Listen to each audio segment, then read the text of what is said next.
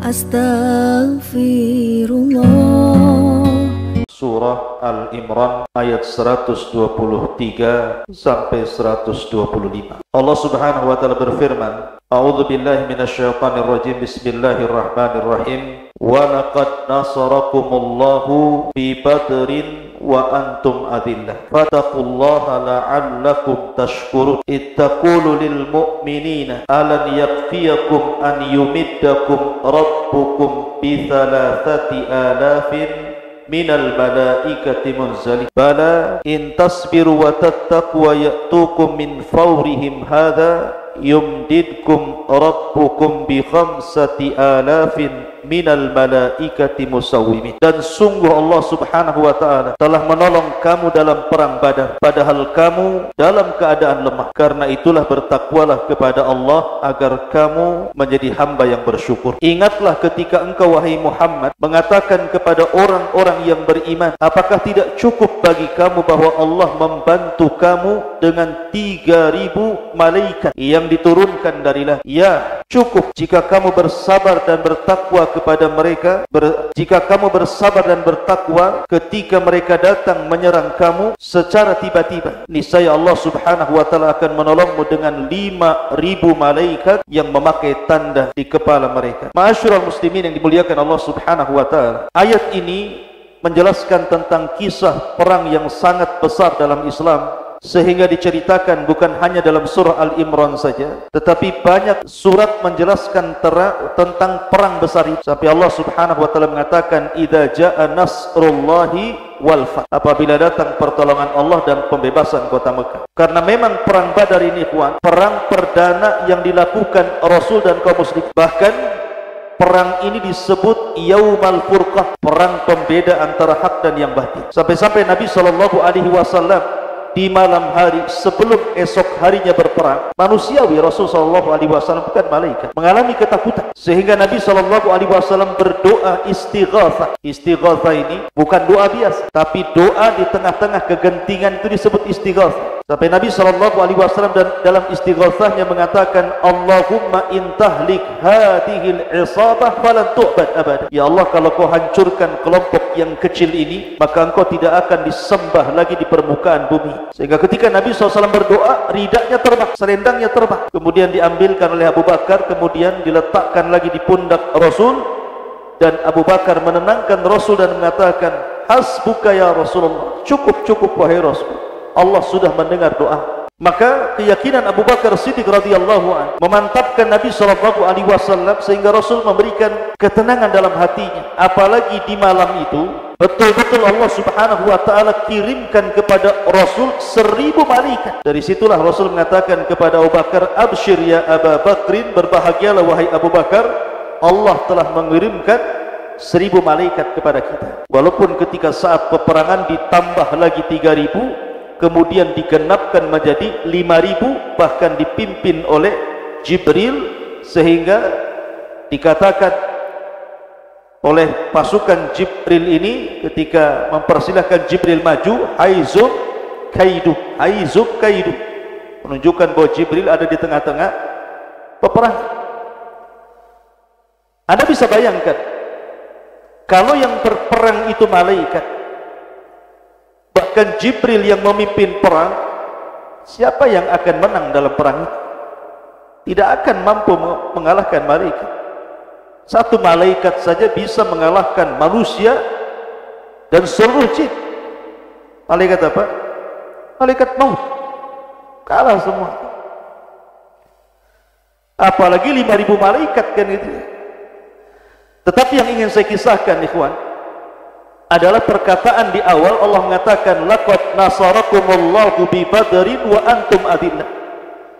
Dan sungguh Allah telah menolong kamu dalam perang Badar, padahal kamu dalam kondisi lemah saat itu. Bagaimana tidak lemah, ikhwan? Kaum muslimin itu kan baru diusir tuh dari Mekah ke Madinah, dan jumlah mereka tidak banyak. Bahkan baru 2 tahun di Madinah terjadi perang. Pasukannya pun tidak banyak. Bahkan yang terlibat dalam peperangan itu menurut ulama sejarah jumlahnya sama dengan tentara Talut ketika melawan Jalut. Hanya 314 orang. melawan 1000 lebih gitu ya, perang perdana lagi. Tapi dengan izin Allah subhanahu wa ta'ala Allah menangkan. Ada satu kisah menarik ikhwan dalam perang Badar ini, kisah tentang seorang musuh Allah subhanahu wa ta'ala namanya Umayyah ibn Khalaf. Umayyah ibn Khalaf. Umayyah ibn Khalaf ini ikhwan, di zaman Nabi SAW itu kawan dekat daripada pemimpin Aus. Ada yang mengatakan pemimpin Khazraj namanya Sa'ad ibn Mu'ad.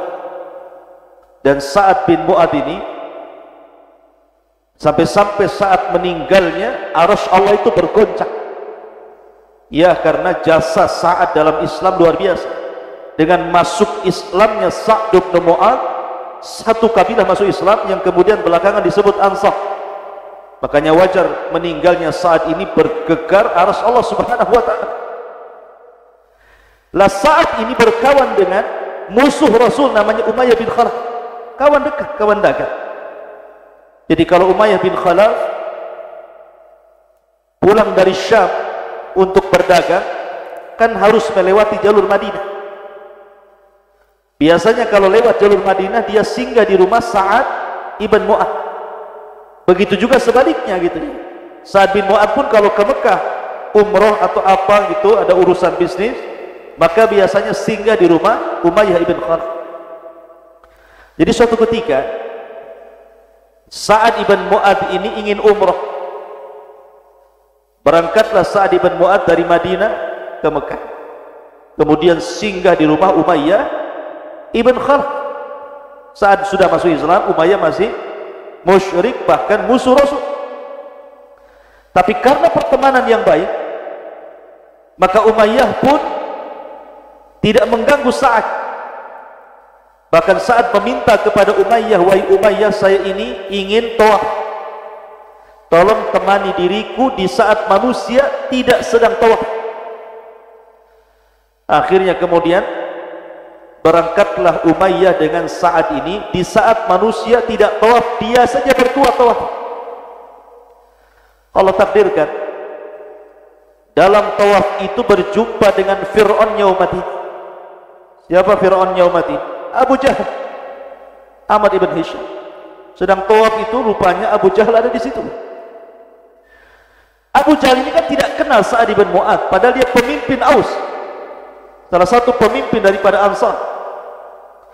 Jadi kata Abu Jahal kepada Umayyah ibn Khalaf, dia mengatakan, ya Aba Sufyan, maksudnya kunyah daripada Umayyah bin Khalaf, man hadha, siapa orang ini, siapa orang yang tawaf sama kamu itu?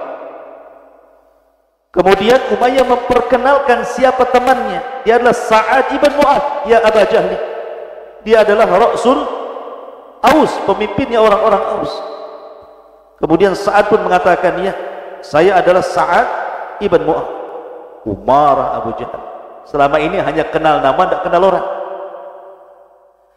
Sehingga Abu Jahal mengatakan, oh rupanya kamu yang namanya Sa'ad, yang telah melindungi si Muhammad dan kaum muslimin sehingga bisa tinggal di kotamu. Kalau seandainya kamu sendirian dan tidak bersama Abu Sufyan, maksudnya tidak bersama Umayyah bin Khalaf, kamu sudah tinggal nama saja di sini, artinya tidak akan pulang jasad. Sama-sama pemimpin masalahnya. Saat digituin bukannya takut, dia pemimpin juga di Ansar. Saat mengatakan, diam wahai Abu Jahal, kalau seandainya kau berani menyentuhku, katanya Umayyah bin Khalaf, maka ku jamin seluruh kafilah dagangmu setiap berangkat ke Syam tidak ada yang salah. Saling ngancam di sini. Satu ngancam mau bunuh, satu mengancam mau mencegat setiap kafilah dagang. Masalahnya kan orang-orang Mekah ini kalau dagang ke Syam jalurnya cuma satu, lewat Madinah. Umayyah ibn Khalaf bingung, dia mau bela siapa di situ? Mau bela Sa'ad, ada Abu Jahal, mau bela Abu Jahal, ada Sa'ad kan gitu. Tapi rupanya Umayyah ibn Khalaf justru membela Abu Jahal dan mengatakan, "Ya Sa'ad, ihfad sautak, wahai Sa'ad, lembutkan suara, tenangkan suara yang di depanmu Abu Jahal. Dia ra'su hadzal wadi, dia pemimpin lembah ini." Tapi Sa'ad berani pada sendiri dia tetap mengatakan, "Tidak, da'ni, biarkan aku dengan dia." Akhirnya keduanya bertengkar, saling meninggikan suara.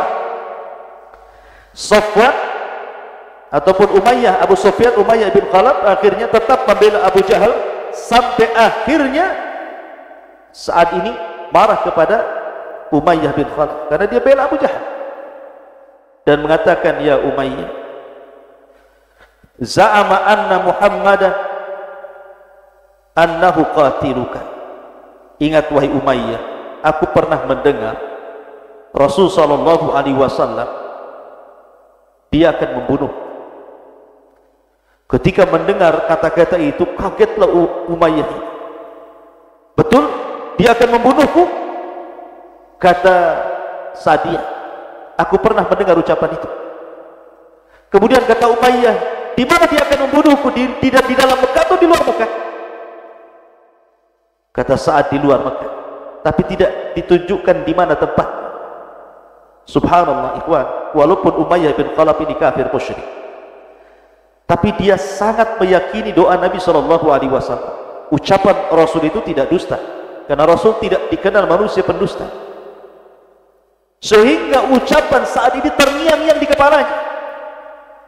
Ketika kemudian saat sudah pulang ke Madinah, maka dia pulang menemui istrinya dan mengatakan, "Ya Umma Safwan, ya Umma Safwan," wahai istrinya gitu kan, Ummu Sufyan, "Sesungguhnya saudaraku Yathribi," maksudnya saudaraku yang dari Yathrib, Sa'ad bin Mu'ad, "menghabarkan bahwa aku akan dibunuh si Muhammad."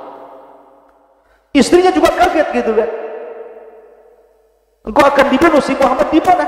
Di Mekah atau di luar Mekah?" "Di luar Mekah." Kata istrinya, "Kalau begitu jangan sekali-kali kau keluar Mekah," kan? Karena dibilang akan dibunuh di luar Mekah. Jangan sekali-kali kau keluar Mekah. Sudah tinggal di Mekah saja. Kemudian kisah ini berlalu sampai ketika Nabi SAW sudah tinggal 2 tahun di kota Madinah. Di sini kan terjadi perang Badar. Ketika kapilahnya Abi Sufyan yang datang dari Syam membawa dagangan orang-orang penduduk Mekah, kemudian hendak dirampas oleh kaum muslimin sebagai tebusan harta-harta mereka yang dirampas pasca hijrah, maka Abi Sufyan ketika itu mengutus Damdam untuk memberitahu bahwa dia diserang oleh pasukan Rasul. Abu Jahal mempersiapkan pasukan besar. Masalahnya, salah satu pemimpin yang berpengaruh yang bisa menggerakkan pasukan itu adalah Umayyah ibn Khalaf. Sementara Umayyah bin Khalaf sudah janji tidak mungkin keluar Mekah. Akhirnya kemudian Abu Jahal datang kepada Umayyah dan mengatakan, "Ya Umayyah, ayolah ikutlah." Kata Umayyah, "Aku tidak mau ikut." Akhirnya sampai Abu Jahal mengatakan, "Engkau ini seorang wanita." Karena biasanya yang tidak ikut perang itu hanya wanita. Dikompori. Tukang kompor itu Abu Jahal itu menjadi tukang kompor. Jadi akhirnya kemudian karena dipanas-panasi, Umayyah pun takut. Tiba-tiba dia datang kepada istrinya, "Siapkan seluruh perbekalan." Kata istrinya, diingatkan kata istrinya, "Wahai suamiku, bukankah kau yang menceritakan kau akan dibunuh oleh Muhammad di luar Mekah? Sebaiknya kau jangan berangkat." Tetapi Umayyah mengatakan, "Tidak, aku hanya sehari 2 hari saja ngantar pasukan kemudian balik." Kata. Subhanallah ikhwatu fiddin, muliakan Allah Azza wa Jalla, memang sudah takdir. Umayyah kemudian ikut terlibat dalam pasukan Abu Jahal. Kemudian Abu Jahal berhasil mempengaruhi Umayyah sampai ke Badar. Bukan sehari 2 hari, sampai ke Badar, sampai ikut perang. Maka Allah Subhanahu wa taala takdirkan Umayyah pun meninggal di tangan Nabi SAW di perang Badar. Lihat, terkadang kematian itu tidak bisa seseorang itu lari dari takdir Allah Azza wa Jalla. Dalam bahasa para ulama, al-hadaru la yamna'ul qadaru. Menghindar dari kematian itu bukan berarti kemudian mencegah takdir kematian. Mencegah dari kematian bukan menahan takdir kematian. Dulu di zaman Bani Israel, 70.000 Bani Israel mati karena ta'ud. Jadi ta'un itu, penyakit ta'un wabah itu, mungkin macam corona di zaman sekarang, 70.000 orang mati.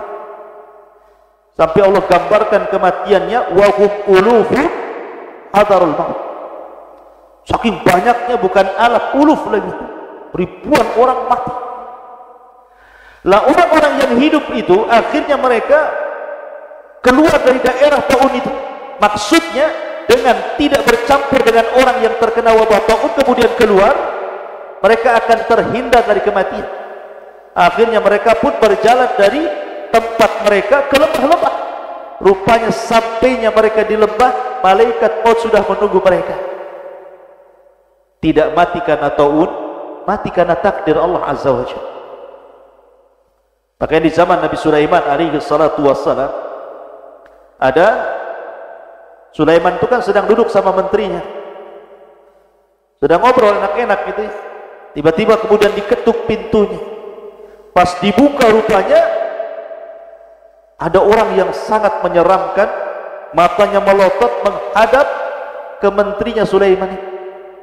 Sampai ketakutan sang menteri, sehingga mengatakan kemudian Sulaiman menghampiri orang yang menakutkan itu, berbincang sebentar, kemudian orang ini pergi. Kata sang menteri, ya Nabi Allah, siapa orang itu? Sudah seram melotot pula sama aku.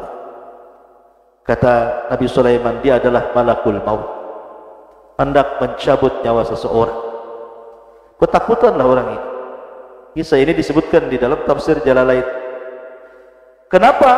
Jangan-jangan saya, karena melototnya ke saya masalahnya. Akhirnya dia mengatakan, ya Nabi Allah, engkau kan bisa menunggang angin, bawalah aku ke negeri yang sangat jauh agar aku tidak berjumpa dengan orang itu lagi. Akhirnya kemudian karena dia memaksa Sulaiman, Sulaiman pun kemudian mengajak pergi dengan angin, sampailah di sebuah negeri namanya Urdun. Turunlah dari angin, rupanya malaikat maut sudah ada di situ. Menghindar dari kematian, jatuh ke takdir kematian. Ini Umayyah bin Khalaf ini, kembali ke kisah, dia sudah tahu tuh, karena dia yakin dengan ucapan Nabi SAW. Itulah kadang-kadang orang jahiliyah ya, walaupun yakin dengan ajaran Rasul, tidak mau masuk Islam itu. Sebagaimana kisah yang kemarin saya kisahkan tentang kisahnya siapa? Abu Jahal. Abu Jahal itu kan yakin dengan Rasul ketika berbincang dengan Akhnas ibn Syuraik itu. Tapi karena hasad dan takaburnya tidak mau masuk Islam juga dia. Lah dari sini ikhwatu fiddin, kejadian perang Badar ini juga banyak alamat nubuwah, tanda-tanda kenabian. Jadi orang-orang yang akan mati di Badar itu sudah disebutkan Rasul sebelum tokoh-tokohnya itu. Saat Nabi SAW ketika di Mekah, Abu Jahal itu kan suka sesumbar untuk menyakiti Rasul. Sampai suatu ketika dia mengatakan, "Ara'aitum Muhammadan yasjud?" Apakah kalian melihat Muhammad sedang sujud? Mereka mengatakan, ya, terkadang dia datang, wahai Abu Jahal, dia sujud di sini di sekitar Ka'bah. Kata Abu Jahal, "Man wada'a salah jazur?" Siapa yang mau meletakkan salah jazur, kotoran unta yang masih berdarah itu, di pundak Muhammad, falahu kada wa kada, aku akan berikan ini dan itu. Rupanya berdirilah ashqal kaum, orang yang paling jahat di antara kaum, namanya Uqbah ibn Abi Mu'ayyid. Lah Uqbah bin Abi Mu'ayyid ini sebenarnya adalah penggandrung Rasul di masa jahiliyah, karena dia bukan seorang pujangga, seorang pakar bahasa Arab, pujangga hebat. Jadi dia suka mendengar Quran tetapi tidak beriman. Suka saja kalau Rasul itu membacakan Quran, suka dia. Karena sukanya dengan bacaan Rasul tentang Al-Quran, makanya Uqbah ini suka dengan Rasul. Sampai suatu ketika akhirnya Uqbah karena sukanya dengan Rasul, kayak di zaman sekarang lah, ada orang suka dengan artis-artis sepak bola padahal dia jelas kafir, tapi tetap aja suka, dipajang pula gitu ya gambar-gambar. Lah ini terbalik, umat Uqbah ini suka dengan Rasul, tapi dia tidak masuk Islam. Dia sangat mengagungkan Rasulullah, sampai ingin menghargai Rasul, diundanglah makan. Setelah sediakan makan macam-macam, rupanya satu makanan minuman pun tidak disentuh Rasul. Maka Uqbah bin Abi Mu'ayth pun mengatakan, ya Muhammad, makanlah, makan, minum. Tapi Rasul tidak. Tidak mungkin aku minum dan makan dari seorang musyrik seperti ini. Katanya Uqbah, lalu apa supaya engkau bisa makan? Syaratnya apa? Kata Rasul, masuklah ke dalam Islam. Akhirnya karena dia supaya Rasul makan di rumahnya, minum di rumahnya, terpaksalah dia mengucapkan 2 kalimat syahadat. Jadi bukan karena masuk Islam, karena terpaksa supaya Rasul makan, gitu saja. Rupanya kabar ini sampai kepada siapa? Umayyah ibn Khalaf. Umayyah ibn Khalaf dengan Uqbah bin Abi Mu'ayth ini, itu kan kawan akrab, satu geng bahasa kita. Ya. Ketika mendengar Umayyah, dia datang kepada Uqbah dan mengatakan, ya Uqbah, aku dengar kau masuk ke agama Muhammad. Ya. Kata Uqbah, dah, aku tidak masuk ke agama Muhammad, tapi engkau sudah mengucapkan 2 kalimat itu. Dia mengatakan, aku mengucapkan 2 kalimat itu supaya si Muhammad makan saja, tidak lebih dari itu. Tapi Umayyah menganggap tidak, aku tidak percaya dengan kamu. Maka Uqbah pun ketakutan kalau sudah tidak dimasukkan gengnya lagi. Dia mengatakan, ya sudah, gini saja wahai Umayyah, apa yang harus aku lakukan supaya kau yakin bahwa aku tidak masuk ke agama Muhammad itu? Akhirnya kata Umayyah, boleh, kau harus menghinakan Muhammad di hadapan manusia. Lah kisah ini dimulai ketika Abu Jahal, sesumber siapa yang bisa meletakkan salat jazur, kotoran unta di pundak Rasul itu, yang pertama berdiri siapa? Uqbah. Dia ingin membuktikan bahwa loyalitasnya tetap kepada Umayyah bin Khalaf. Maka dia langsung berdiri, ana wa Abu Jahal, saya berangkat. Dia cari kotoran unta. Setelah dapat kotoran unta, maka dia menunggu Nabi SAW datang dan sholat. Allah takdirkan Rasul datang, kemudian sholat, kemudian sujud. Saat sujud itulah Uqbah meletakkan kotoran unta di pundak Nabi SAW. Darah di mana-mana, ikhwan. Kotoran masih berdarah-darah. Ketika Nabi dihinakan seperti itu, datanglah Fatimah. Yang ketika itu masih kecil. Maka Fatimah menghampiri ayahnya, kemudian disapunya kotoran itu, dibersihkannya kotoran itu sampai betul-betul bersih. Kemudian Rasul bangun dari sujudnya, kemudian memendekkan solatnya, kemudian menyelesaikan solatnya. Selesai solat, kata Fatimah, ketika itu masih kecil Fatimah, dia mengatakan, ya abati ud'u ila haula, wahai ayahku, doakan kecelakaan kepada orang-orang itu. Rasul diam, tapi Fatimah memaksa kepada Rasul, ayahnya, wahai ayahku, doakan kecelakaan kepada mereka. Bangkitlah Rasul, kemudian Rasul mengatakan, Allahumma al'an fulan wa fulan wa fulan wa fulan, ya Allah, laknatlah si fulan, Abu Jahal, Umayyah, Uqbah, pokoknya dilaknat semua orang yang berada di sekitar Ka'bah ketika itu yang ikut terlibat menghinakan Rasul. Subhanallah, semua nama yang disebut Rasul dalam laknat itu dikabulkan Allah Subhanahu wa ta'ala di perang Badar. Semua mati di perang Badar. Bahkan Uqbah bin Abi Mu'ayth yang meletakkan salat jazur tertangkap jadi tawanan, kemudian disalib dan mati di tiang gantungan, dan dialah orang yang pertama kali disalib dalam Islam karena menghina Nabi SAW. Tapi dari sini Allah Subhanahu wa ta'ala mengatakan, laqad nasarakumullahu bi badrin wa antum adillah, dan sungguh Allah telah menolong kamu dalam perang Badar padahal kamu dalam kondisi lemah saat itu. Kaum muslimin tidak banyak, orang-orang kafir banyak, tapi kam min fi'atin qalilatin ghalabat fi'atan katsiratan biidznillah. Berapa banyak kelompok yang kecil mengalahkan kelompok yang besar, tidak lain karena izin dari Allah Subhanahu wa ta'ala. Subhanaka wa bihamdika asyhadu an la ilaha illa anta astaghfiruka wa atubu ilaik. Allahu ta'ala. Assalamualaikum warahmatullahi wabarakatuh.